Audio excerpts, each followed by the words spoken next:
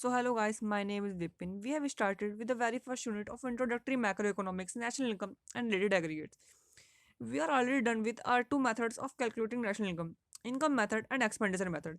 In this video, we are going to discuss value-added method of calculating national income. So let's start.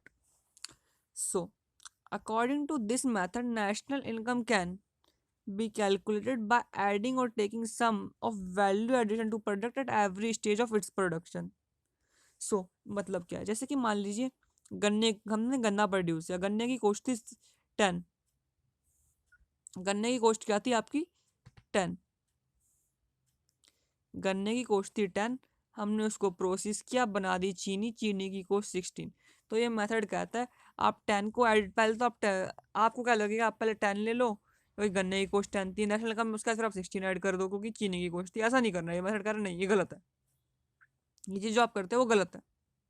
और आगे इसको ना double counting की हम problem के नाम से जानेंगे। डबल काउंटिंग की एक प्रॉब्लम होती है, चलो उसकी बात हम बाद में करेंगे। अभी आते हैं इस मेथड के ऊपर। ये मेथड कहता क्या है, कैसे कैलकुलेट करना है।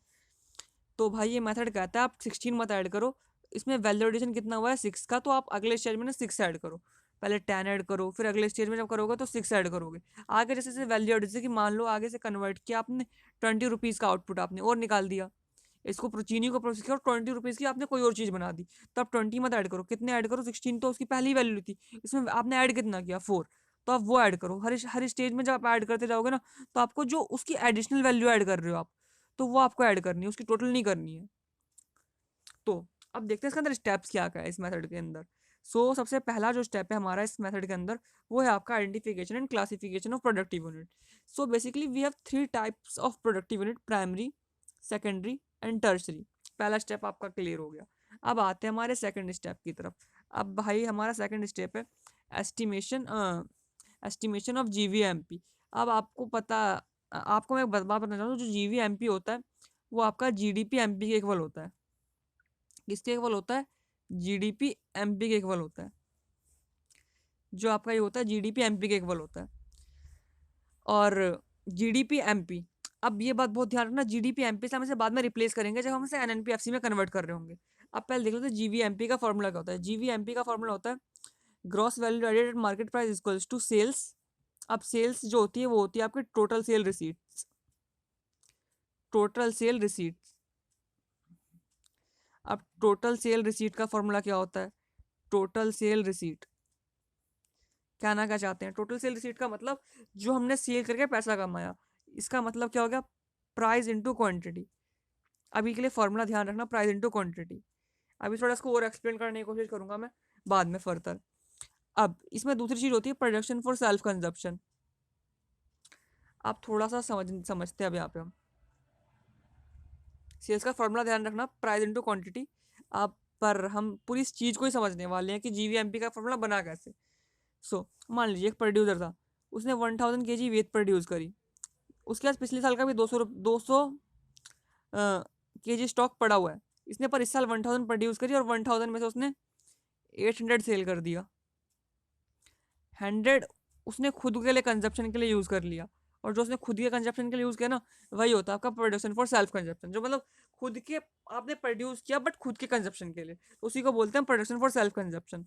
और जो 800 आपने किया ना सेल्स, तो वो होता है आपका सेल्स। ये भी हो गया आपका। अब पर आप अभी देखोगे तो 800 प्लस 100 तो 900 हो, आपने कहा 100 कहाँ गया? अब 100 हो गया उसका जो स्टॉक उसके पास ईयर एंड पे पड़ा हुआ होगा, बट पिछले साल का भी तो स्टॉक है 200, तो ईयर एंड पे स्टॉक कितना हो गया 300। बट ये 200 तो भाई पिछले साल का स्टॉक था, मतलब पिछले साल की नेशनल इनकम में भी इंक्लूड हुआ होगा, तो इसको तो हमें लेस करना पड़ेगा, तो हमने इसे 200 को लेस कर दिया। ओहो, अब जो 300 है वो क्या है हमारा? Closing stock. और 200 क्या है हमारा? Opening stock. क्योंकि पिछले साल जो है 200 है वो पिछले साल का था हमारा क्लोजिंग स्टॉक, मतलब इस साल में हमारा ओपनिंग स्टॉक ये बना हुआ होगा 200। और ईयर एंड में हमारा जो स्टॉक इस ईयर का जो 1000 जो हमने इस साल प्रोड्यूस किया था, उसका कितना बच गया 100, और प्रीवियस ईयर का 200, मतलब क्लोजिंग स्टॉक कितना हो गया हमारा 300। 300 हमारा हो गया क्लोजिंग स्टॉक। और क्योंकि 200 तो प्रीवियस ईयर में इंक्लूड हो गया था, तो 200 हमने से लेस कर दिया। तो फॉर्मूला क्या निकल के आया? Closing stock less opening stock. तो मतलब closing stock less opening stock, आपका फॉर्मूला ध्यान हो तो भाई हमने पहले पढ़ा था, ये होता है चेंज इन स्टॉक का फॉर्मूला। तो ये रहा भाई आपका चेंज इन स्टॉक इस फॉर्मूले के अंदर यहाँ पे। अब भाई जब कोई प्रोड्यूसर, मान लीजिए ये प्रोड्यूसर ही वीट प्रोड्यूस कर रहा है, क्योंकि जब ये वीट प्रोड्यूस करेगा तो वीट प्रोड्यूस करने के लिए से भाई कुछ ना कुछ इनपुट भी तो चाहिए। ऐसे तो है नहीं कि भाई मतलब उसने हवा में वीट प्रोड्यूस कर दी, उसको चाहिए होगा भाई फर्टिलाइजर्स, उसको फर्टिलाइजर्स चाहिए होंगे, उसको फर्टिलाइजर्स चाहिए होगा, फर्टिलाइजर्स, सीड्स और भी कई सारी चीज़ों से चाहिए होंगी। तो भाई जितनी भी चीज़ों से चाहिए होंगी ये, तो ये होगी आपकी इनपुट, और इनपुट को ही हम कह देते हैं इंटरमीडिएट कंजप्शन। समझ रहे होगे आप मेरी बात को। अब बढ़ते हैं हम आप हमारे थर्ड स्टेप की तरफ, और जो हमारा थर्ड स्टेप है भाई आपका एस्टिमेशन ऑफ एनएनपीएफसी। अब एनएनपीएफसी को कैसे कैलकुलेट करते हैं। अब हमने क्या बात कही थी, हमने कहा था भाई एनएनपीएफसी, प्रीवियस वीडियो में हमने बात करी थी, जो एनएनपीएफसी होता है वो जीडीपी एमपी, क्योंकि यहाँ पे आपका है नेट, यहाँ है ग्रॉस, तो हम डेप्रिसिएशन लेस करते थे। यहाँ नेशनल है, यहाँ भाई डोमेस्टिक है, national equals to domestic plus NFIA. और यहाँ पे क्योंकि भाई आपका फैक्टर कोस्ट है, यहाँ पे market price, factor cost equals to market price less NFIA. तो भाई हम sorry NIT, net and direct tax. तो हमने प्रीवियस भाई क्लास में फॉर्मूला पढ़ा था। अब आपको ना एज इट इज इसकी जगह पे मैंने क्या कहा था, जो जीवीएमपी होता है वो जीडीपी-एमपी के इक्वल होता है, बस आपको यहाँ पे जीवीएमपी लिख देना है, आपका ये फॉर्मूला आ जाएगा आखिर में।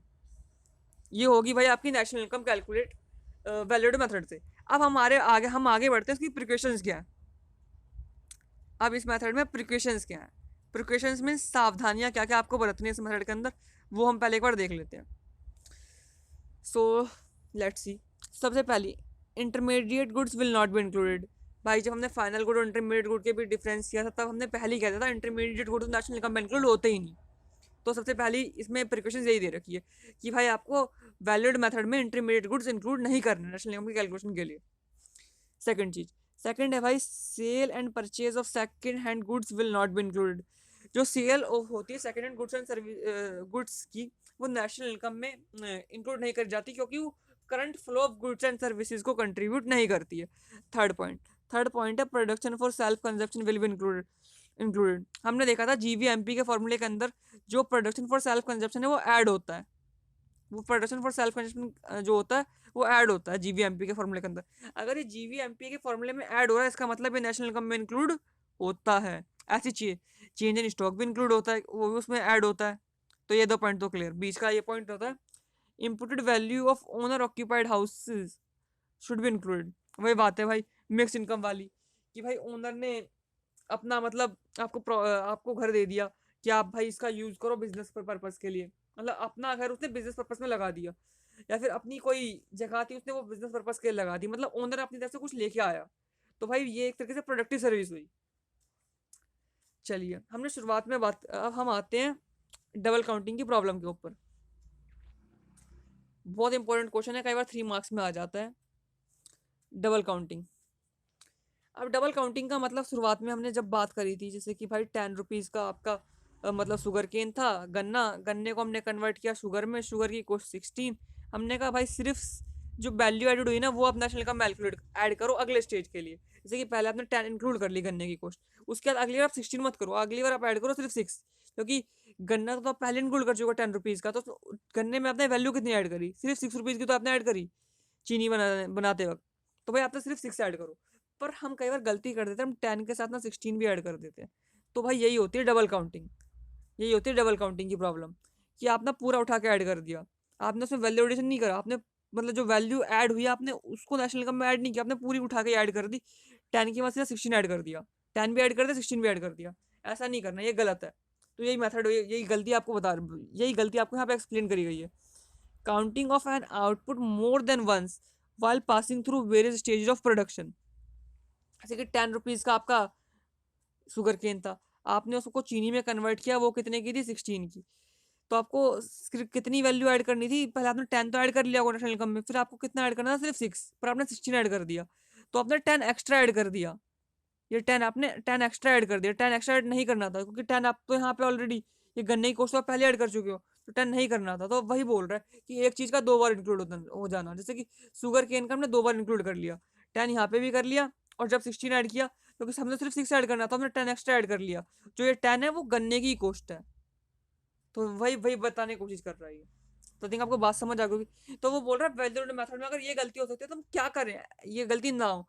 तो हमारे पास 2 और मेथड होते हैं नेशनल इनकम कैलकुलेट करने, वो होता है एक होता है आपका इनकम मेथड, एक होता है एक्सपेंडिचर मेथड, जो हम प्रीवियस वीडियोस में डिस्कस कर चुके हैं। अगर आपको मेथड क्लियर नहीं है इनकम और एक्सपेंडिचर तो आप मेरी प्रीवियस वीडियो देख सकते हैं। तो आई थिंक आपको बात क्लियर होगी कि डबल काउंटिंग होता है क्या है, इसको अवॉइड कैसे कर सकते हैं। अवॉइड कर सकते हैं आप वैल्यूड मेथड को यूज ही मत करो, आप इनकम मेथड और एक्सपेंडिचर मेथड को यूज कर लो, तो आपकी डबल काउंटिंग की प्रॉब्लम अराइज नहीं होगी, तो फिर गलती होगी भी नहीं। आई थिंक आपकी बात क्लियर होगी। और कोई डाउट हो तो आप कमेंट बॉक्स में पूछ सकते हैं इससे related. So let's move ahead. अब बढ़ते हैं हम एग्जाम्पल की तरफ, कि अब एक लेते हैं हम एक एग्जाम्पल। एग्जाम्पल है हमारा इनकम मेथड से रिलेटेड, ओ सॉरी वैलिड मेथड से रिलेटेड हमारा एक एग्जाम्पल है। तो वो एग्जाम्पल क्या है हमारा, एग्जाम्पल है आपका, आपको क्वेश्चन में क्या क्या चीज़ें गिवन है सबसे पहले तो वो देखते हैं। क्वेश्चन में आपका सबसे पहले गिवन है क्वांटिटी सोल्ड, तो क्वांटिटी सोल्ड कितनी करी आपने 100 यूनिट्स, प्राइस कितना आपका 10 rupees per unit. Intermediate consumption आपको थर्ड पॉइंट में गिवन है 250, production for self consumption 150 rupees, closing stock 70 rupees, opening stock 20 rupees. Six point में कंजप्शन ऑफ फिक्स कैपिटल जिसे हम डेप्रीशिएशन कहते हैं, ये बात आपको पता होनी चाहिए कि कंजप्शन ऑफ फिक्स कैपिटल को हम डेप्रीशिएशन कहते हैं। एनआईटी आपको गिवन है 50 रुपीज़। 8 पॉइंट 9 पॉइंट में factor income from abroad 50 rupees. अब ध्यान रखना आपको एनआईटी गिवन नहीं है, आपको factor income from abroad sorry NFIA given नहीं है, आपको गिवन क्या है फैक्टर इनकम फ्रॉम अब्रोड। तो मतलब अभी आपको एनएफआईए कैलकुलेट करना पड़ेगा। देखते हैं क्या क्या करना पड़ेगा, जरूरत पड़ेगी तो कैलकुलेट करेंगे। देखते हैं अब आगे क्या करना है हमें। कैलकुलेट करना है आपको जीवीएमपी और एनवीएमपी, एनवीएफसी नहीं है। कई बच्चे भाई क्या करते हैं जोश जोश में एनवीएफसी कैलकुलेट कर देते हैं, बस हो गया न्यूमेरिकल। क्योंकि हमें जनरली सिखाया भी यही जाता है कि एनवीएफसी कैलकुलेट करना होता है generally. National income, national income क्या होती है आपकी, नेशनल इनकम होती है आपकी एनवीएफसी, पर यहाँ पे एनवीएमपी दे रखा है, ध्यान रखना पेपर में। तो देखते हैं कैसे करना है। सबसे पहले पहला पार्ट क्या है, जीवीएमपी कैलकुलेट करना है। अब gross value added and market price का हमने फॉर्मूला पढ़ा था, फॉर्मूला क्या था सेल्स। सबसे पहले सेल्स देखो, सेल्स क्या होता है, सेल्स का फॉर्मूला क्या हमने पढ़ा था तुमने, price into quantity. Price given है आपको सेकंड पे, सेकंड इंटू फर्स्ट, हो गया पहली चीज। उसके बाद आपको प्रोडक्शन फॉर सेल्फ कंजप्शन वो गिवन है आपका फोर्थ पे, तो आपने फोर्थ ऐड कर दिया।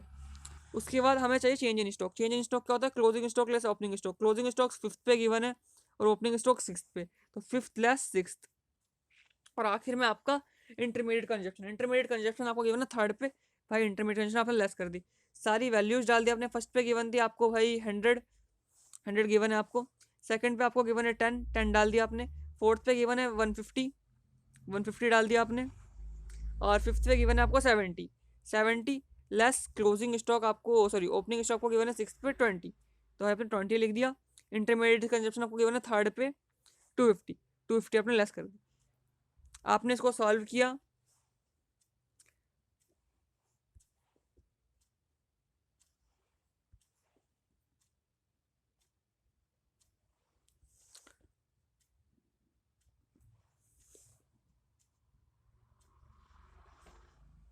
आपने इसको सॉल्व किया तो आपको मिल गया आपका आंसर 950। आपने इसको सॉल्व किया आपका आंसर मिल गया 950, ये आ जाएगा 950 रुपीज़ आपका आंसर। पर हमें तो सेकंड पार्ट भी कैलकुलेट करना था। सेकंड पार्ट में क्या कैलकुलेट करना, एनवीएमपी। पहले में क्वेश्चन में हमें एनवीएफसी कैलकुलेट, क्योंकि हमें पता है एनवीएफसी सीधा कैलकुलेट हो जाता है, उसको हम इजीली कन्वर्ट कर लेंगे एनवीएमपी में। चाहो तो आप डायरेक्टली जीवीएमपी को भी एनवीएमपी में कन्वर्ट कर सकते हो, बट ज़्यादा बेटर ये रहेगा आप एनवीएफसी पहले कैलकुलेट कर लो, क्योंकि आपको पता है भाई एनवीएफसी जल्दी कैलकुलेट हो जाएगा। फिर आपको छोटा सा चेंज करना है, बस एक एनआईटी ऐड करना पड़ेगा इसके अंदर बस, क्योंकि MP market price equals two factor cost plus NIT, तो आपको सिंपल सा ये चेंज करना पड़ेगा। तो हम सबसे पहले यही कर लेते हैं कि एनवीएफसी कैलकुलेट कर लेते हैं। GVMP less depreciation plus NFIA less NIT, ये हमने फॉर्मूला डिस्कस किया था इसी वीडियो के अंदर बिगिनिंग में, कि वैल्यूड मेथड से नेशनल इनकम कैसे कैलकुलेट करते हैं। अब देख लेते हैं हमें भाई डेप्रिशिएशन सेवंथ पे गिवन है, NFI आपको गिवन है 9th पे और NIT गिवन है आपको 8th पे। देख लेते हैं भाई क्या क्या वैल्यूज इनकी गिवन है एक बार हम। सो सेवंथ जैसा हमने लिख रखा था, consumption of fix capital depreciation कितनी गिवन है आपको, गिवन है भाई यहाँ पे 50 रुपीज। सो नीचे जाते हैं हम एक बार।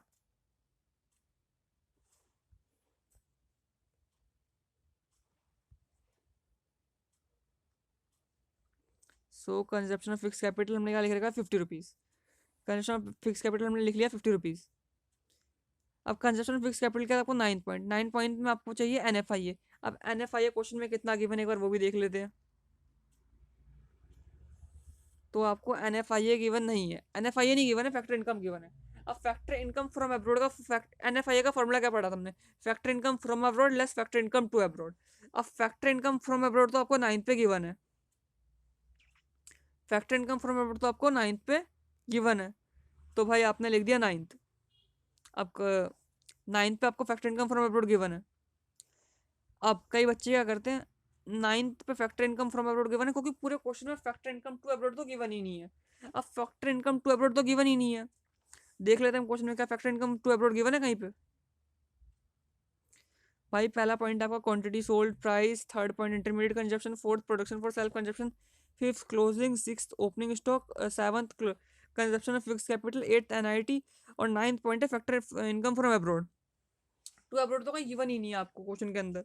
अब भाई टू अब्रॉड गिवन नहीं है, कई बच्चे कंफ्यूज हो जाएंगे। अब कई बच्चे कंफ्यूज हो जाएंगे, कई बच्चे जीरो सीधा जीरो लिख देंगे। भाई जीरो नहीं लिखना है, सबसे बड़ी गलती है जीरो लिख देते कई बच्चे। जीरो नहीं लिखना है, दिमाग में सोच कर रखो हाँ जीरो है, बट आपको पेपर में नहीं लिखना है। ये चीज गलत मानी जाती है एक तरीके से, ये गलत मानी जाती है कि जीरो नहीं लिखना है, छोड़ देना उसको, मानना नहीं है, वो कुछ है ही नहीं आपके लिए। जो आपको गिवन है बस आप उसका यूज कर लीजिए। आपको पता है 9th लेस समथिंग, कोई और पॉइंट जिसमें गिवन होता वो आप लेस करते, बट आपको कोई और पॉइंट एक्चुअल में गिवन ही नहीं है क्वेश्चन के अंदर, कोई और पॉइंट क्वेश्चन में आपको गिवन ही नहीं है इससे रिलेटेड। तो बस आप छोड़ दीजिए उस पॉइंट को, छोड़ दीजिए, क्योंकि जीरो नहीं लिखना है। ऐसी कोई भी चीज़ जो आपको क्वेश्चन में गिवन नहीं है बट आपको चाहिए, मतलब आपके फॉर्मूले में आनी चाहिए थी, गिवन नहीं है, भाई छोड़ दो उसको, जीरो छोड़ दो, उसको जीरो ले लो, दिमाग के अंदर सोच लो कि हाँ जीरो है, बट आपको पेपर में नहीं लिखना है। तो बस 50। और 8th पॉइंट पे हम देख लेते हैं, 8th पॉइंट हमें क्या गिवन है। 8th पॉइंट है आपका NIT net indirect tax, question में डायरेक्ट गिवन है आपको भाई, हाँ NIT आपको गिवन है 8th पॉइंट में। यहाँ पे आप देख सकते हैं 8th पॉइंट पे आपको डायरेक्ट गिवन है 50, तो हम डायरेक्टली हम उसको ले लेते हैं 8th पॉइंट को 50। अब आपको उसको कैलकुलेट करना है, अब कैलकुलेट करने के बाद आपको आंसर मिलेगा 900 रुपीज़। भाई 900 आ गया आपका भाई, ये चलो हो गया 900 हो गया आपका। अब हमें NVMP में कन्वर्ट करना है NVFC को, तो उसमें सिर्फ NIT ऐड करना है, और NIT हमने भाई 8th पॉइंट में देख लिया था, अभी ऊपर भी 50 था, हमने 50 ऐड किया, आपका आंसर आ गया 950। बस आपको ये आंसर कैलकुलेट करना 950, सॉरी यहाँ पे यूनिट लगा देना रुपीज़। सो आई थिंक ये बात आपको क्लियर होगी होगी कि एग्जाम्पल एक बार ढंग से इस एग्जाम्पल को देख लीजिएगा, अगर कोई भी डाउट हो तो आप कमेंट बॉक्स में पूछ सकते हैं। So moving ahead, so let's see some of the important things which you should remember in this chapter. So I have noted down some points here, so let's see what are these points. So first point is loan for productive purpose included in national income. अगर आपने productive purpose के लिए loan लिया है तो भाई उसको national income में इंक्लूड करना है। अगर आपने कंजप्शन पर्पस के लिए लिया है तो आपको उसको नेशनल इनकम में इंक्लूड नहीं करना है। तो कुछ इंपॉर्टेंट बातें होती हैं, वो मैंने आपके लिए दो बातें यहाँ लिख दी लोन से रिलेटेड।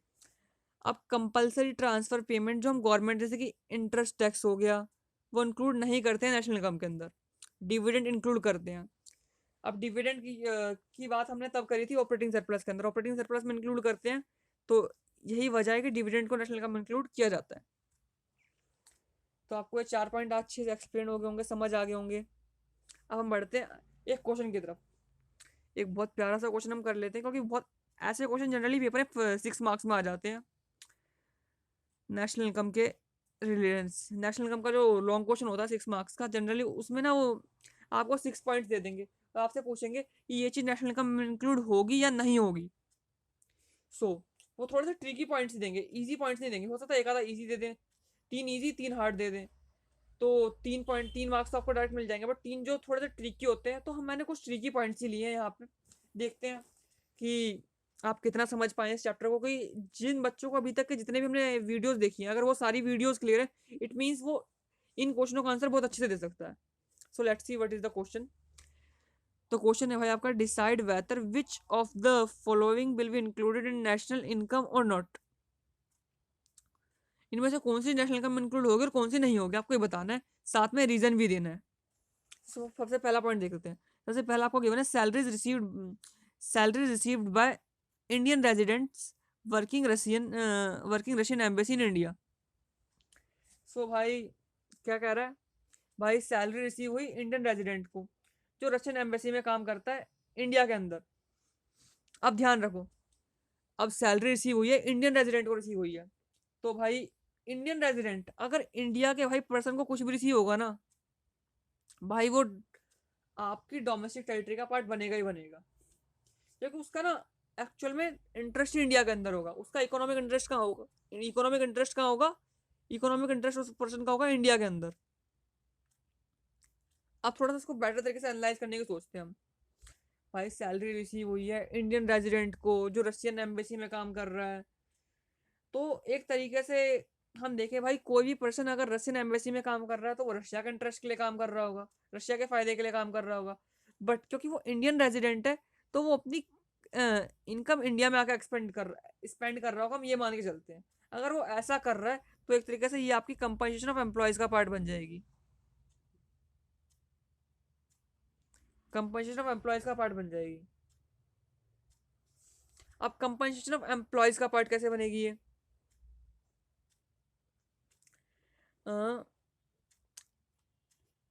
Compensation of employees. अब कंपनसेशन ऑफ एम्प्लॉयज कहाँ से आए, कैसे बनी कंपनसेशन ऑफ एम्प्लॉयज, और कंपनसेशन ऑफ एम्प्लॉयज में भी एनएफआईए का पार्ट बनेगी। अब एनएफआईए के हमने कंपोनेंट्स पढ़े थे कि भाई एनएफआईए के भाई 3 कंपोनेंट्स होते हैं, 3 कंपोनेंट्स में एक क्या था हमारा, कंपनसेशन ऑफ एम्प्लॉयज। तो वैसा ही है यहाँ पे केस। दूसरा, expenditure on advertising by firm. अब फर्म ने ना अपनी एडवर्टाइजमेंट, अब एडवर्टाइजमेंट का भाई क्या होता है, एक फर्म ना अपनी सेल्स को प्रमोट करने के लिए एडवर्टाइजमेंट करती है। अल्टीमेटली एडवर्टाइजमेंट भी ना एक कंपनी के लिए एक तरीके से आप ये मान लीजिए, उसका ना रॉ मटेरियल की तरह काम करता है। रॉ मटेरियल मतलब उसकी सेल्स को प्रमोट करता है, तो एक तरीके से ये उसकी इंटरमीडिएट एक्सपेंडिचर हुई, फाइनल नहीं हुई। इंटरमीडिएट का मतलब एक तरीके से आप उसको ना मतलब फाइनल प्रोडक्ट में एक तरीके से पार्ट की तरह यूज कर रहे हैं। तो आज वैसे कंपनी भी सेल्स बढ़ाने के लिए एडवर्टीजमेंट को अपनी मतलब प्रोडक्ट के एक इंपॉर्टेंट पार्ट की तरह यूज करती है।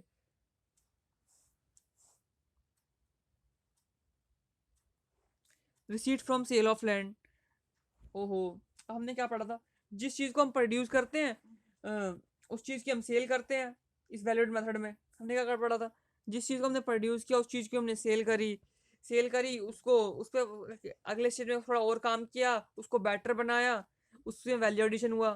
फर्दर उस पर अगले स्टेज में और काम किया, जैसे कि मान लीजिए हमने क्या पढ़ा था, 10 रुपीज़ का कॉस्ट था आपकी गन्ने की, प्रोसेस किया 16, उसका फर्दर प्रोसेस किया 20।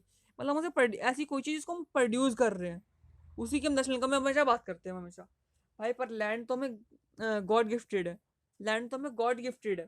भाई जो चीज़ गॉड गिफ्टेड है हमने उसे प्रोड्यूस ही नहीं किया, तो अब उसको मतलब सेल परचेज कैसे हो सकती है उसकी, मतलब उसकी सेल हो सकती है, बट थोड़ा इस पॉइंट ऑफ व्यू से समझने की कोशिश करिए कि लैंड हमने प्रोड्यूस नहीं करी है, जिस चीज़ का प्रोडक्शन नहीं हुआ है उस चीज़ को नेशनल इनकम में इंक्लूड कैसे कर सकते हैं हम। मतलब नेशनल इनकम की जब भी हम बात करते हैं तो हम बात करते हैं जो चीज़ हमने प्रोड्यूस करी है उसके एक्सचेंज की बात करते हैं, पर लैंड तो हमने प्रोड्यूस ही नहीं करी है, तो भाई लैंड जो होती है वो गॉड गिफ्टेड है, तो भाई नेशनल इनकम में इंक्लूड नहीं होगी। लैंड के सेल से आपको कुछ अमाउंट मिला, उससे अपने कुछ एक्सपेंडिचर करिए तो नेशनल इनकम इंक्लूड नहीं होगा। अगला, dividend received by an Indian from investment in share of foreign company.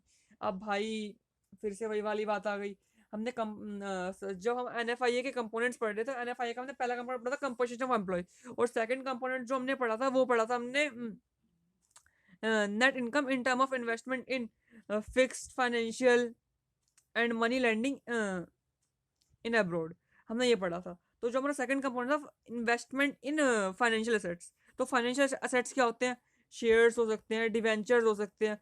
तो हमने अगर शेयर्स और डिवेंचर, तो डिविडेंड भी तो हमें उन्हीं पे ही मिलता है, शेयर्स पे हमें क्या मिलता है, डिविडेंड।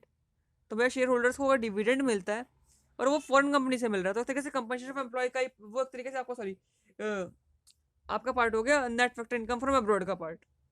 समझ गए होंगे आप ये वाली बात। फिफ्थ पॉइंट एक बार देख लेते हैं, वैल्यू ऑफ इंटरेस्ट फॉर कौन on loan provided by employer to employ.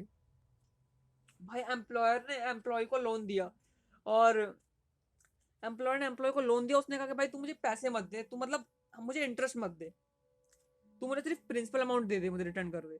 तो भाई उसने जो इंटरेस्ट माफ किया ना, एक तरीके से आपको उसने बेनिफिट दिया है। तो जो ये बेनिफिट है वो भाई कंपनसेशन इन कैश का पार्ट तो नहीं है, कंपनसेशन इन काइंड का पार्ट है। उसने आपको इंटरेस्ट फ्री लोन दे दिया, एक तरीके से इंटरेस्ट फ्री लोन दे दिया, इंटरेस्ट फ्री लोन। तो भाई तू इंटरेस्ट फ्री लोन ले ले मेरे से, तो वो भाई कंपनसेशन काइंड का पार्ट हो जाएगा और ये कंपनसेशन ऑफ एम्प्लॉय का पार्ट है। अल्टीमेटली मोटे मोटे तौर पे ये चीज जो फिफ्थ पॉइंट है वो कंपनसेशन ऑफ एम्प्लॉयज का पार्ट है, तो नेशनल इनकम में इंक्लूड होगा। I hope you have liked this video, so please do like, share, and subscribe my channel. Thank you for watching this video. And in upcoming video, we will discuss other related concepts of national income as well.